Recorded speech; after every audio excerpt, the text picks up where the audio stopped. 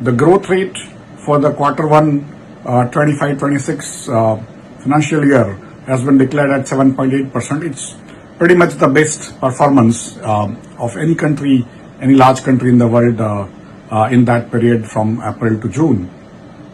And that also shows the great momentum that Indian economy is currently having. The growth rate is absolutely exhilarating because of the fact that it's also in all sectors, it's all pervasive. That includes travel, tourism, tertiary sector, production, manufacturing, and of course services.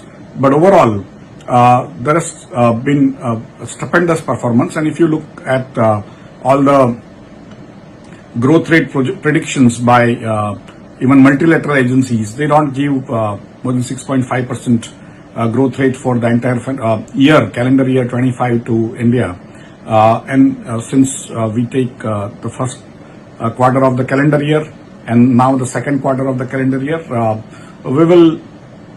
we are currently running at the 7.5% for the first half, and the next half is looking equally good because of the great monsoon season that we are having, but also the inherent strength that the Indian economy has. So overall, this is a performance one had not imagined, and it has come out, and that shows, of course, the low inflation has also been a great factor, and going forward, it will help India also reduce interest rates going forward, which will increase the growth rate even further. Thank you.